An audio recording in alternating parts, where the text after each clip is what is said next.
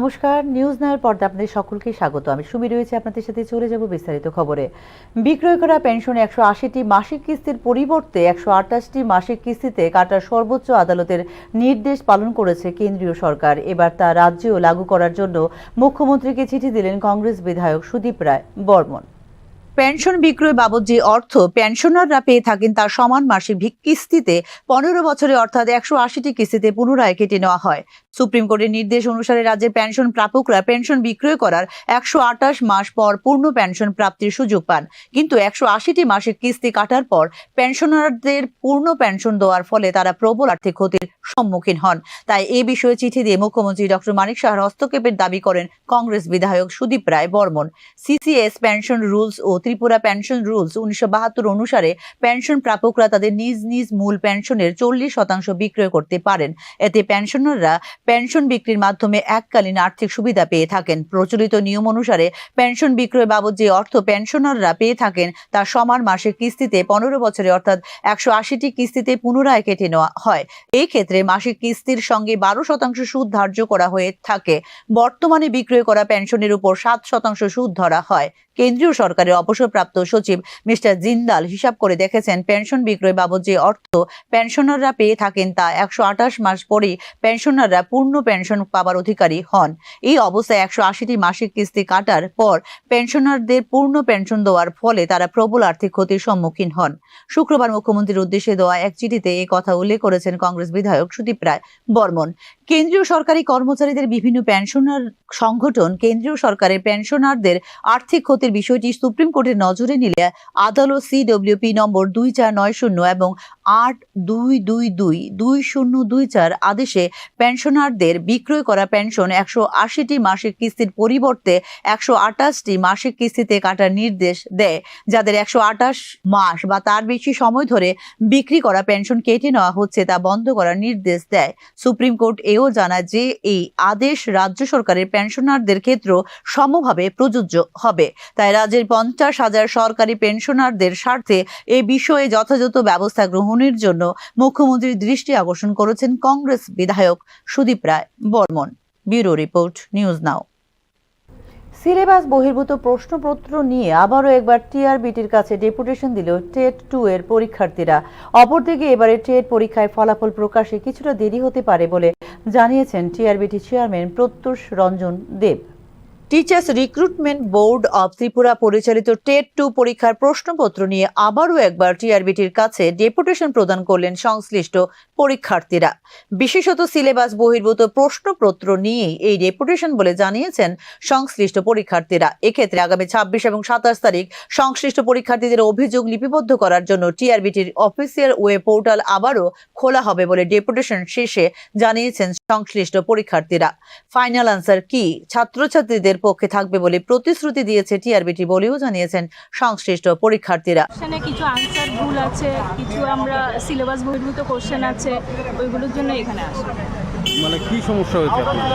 কিছু কিছু out of syllabus অনেকগুলো কোশ্চেন আছে যেগুলো আমাদের সিলেবাসে আমরা প্রুফ দিয়েছি যে এগুলো আমাদের সিলেবাসে নেই, অথবা ট্যাট 1 বা STGT সিলেবাসে আছে কিন্তু ট্যাট 2 সিলেবাসে নেই, ওই রকমই। আর কিছু কিছু কোশ্চেন আমাদের কনফিউশন আছে যে আমাদের মনে হচ্ছে যে এগুলো হবে না, কিন্তু ওরা আনসার এগুলো দিয়েছে। তো ওইসব সমস্যা নিয়ে আমরা এসেছি যে এগুলো কি করে হতে পারে। এগুলো কি এটা কি টেট 1 না টেট 2? ট্যাট 2 আর 2 আসবে। স্যারে যতটুকু শোনার উনি শুনেছেন, উনি ওনার মূল্যবান বক্তব্যগুলো আমাদেরকে বুঝিয়েছেন কিভাবে কি করতে হবে। আমাদেরকে অনলাইনে চ্যালেঞ্জ করার টাইম দিয়েছিল যে কিভাবে স্টুডেন্টরা চ্যালেঞ্জ করেছে, কিভাবে করেছে, কিভাবে করতে হয়, সবগুলো আমাদেরকে বুঝিয়েছে। বোঝানোর পর আমাদেরকে টাইম দিয়েছে যে 26-27 তারিখ আবারও আমাদের জন্যই আবার একটা পোর্টাল খোলা হবে, দেখা হবে যে কী করা যায়। তারপর সাবজেক্ট এক্সপার্টের সাথে কথা বলবে এবং যে ফাইনাল আনসার কিটা আছে সেটা স্টুডেন্টদের মানে পক্ষেই থাকবে। উনি এতটুকু আমাদেরকে আশ্বাস দিয়েছেন, এর থেকে বেশি আমাদেরকে কিছু জানায়নি। এদিকে 2025 সালে টেট পরীক্ষার ফলাফল প্রকাশে কিছুটা দেরি হতে পারে বলে জানিয়েছেন টিআরবিটির চেয়ারম্যান প্রত্যুষ রঞ্জন দেব। একের পর এক পরীক্ষার প্রস্তুতির কারণে চাপে রয়েছে টিআরবিটি, ফলে বিলম্ব হতে পারে ফলাফল প্রকাশ বলে জানিয়েছেন টিআরবিটির চেয়ারম্যান প্রত্যুষ রঞ্জন দেব। আমরা টিআরবিটি আমাদের পরীক্ষায় দেরি ফল প্রকাশে দেরি হয়, আমাদের পরীক্ষায় ফল প্রকাশে আগে কখনো দেরি হয়। আচ্ছা, কিন্তু এবার আমাদের পরীক্ষার ফল প্রকাশে একটু দেরি হতে পারে। কারণ হচ্ছে আমাদের আগে কি হতো, আমরা বছরে একবার টেট পরীক্ষা নিতাম শুধুমাত্র 2018 সালে আমরা দুবার টেট পরীক্ষা নিয়েছি। সেটা 18 সালে গভর্নমেন্ট চেয়েছিল দুবার পরীক্ষা নেওয়ার জন্য, আমরা দুবার পরীক্ষা নিয়েছি।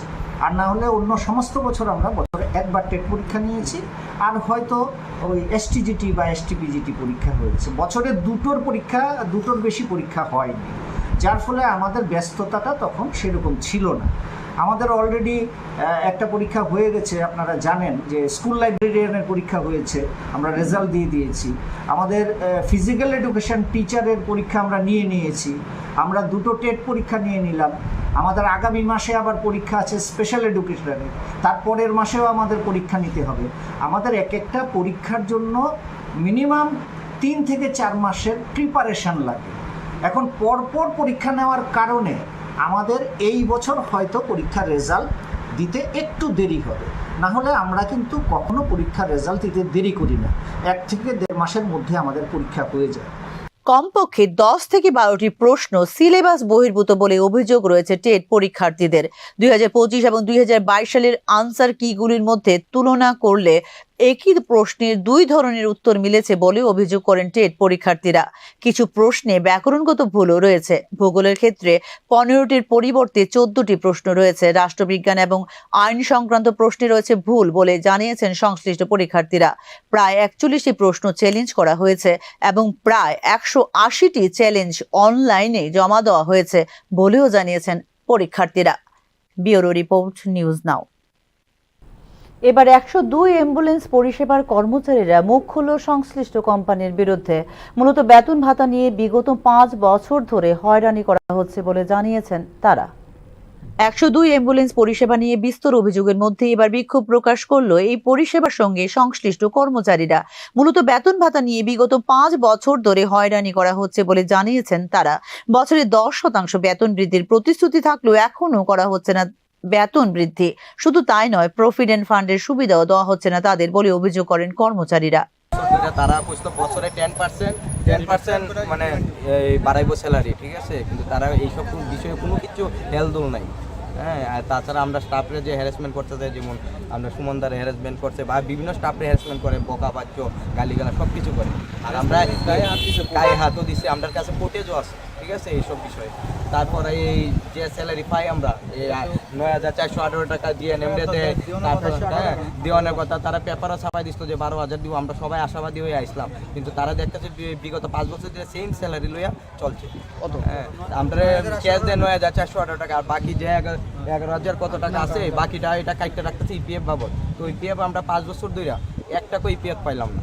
হ্যাঁ, ওইটার বিষয়ে আজকে আমরা তার কাছে আইছি। শুধু তাই নয়, কোম্পানির সংশ্লিষ্ট কর্মকর্তারাও এই সকল বিষয়ের কোনো উত্তর দিতে পারছেন না বলে অভিযোগ করেন সংশ্লিষ্ট কর্মচারীরা।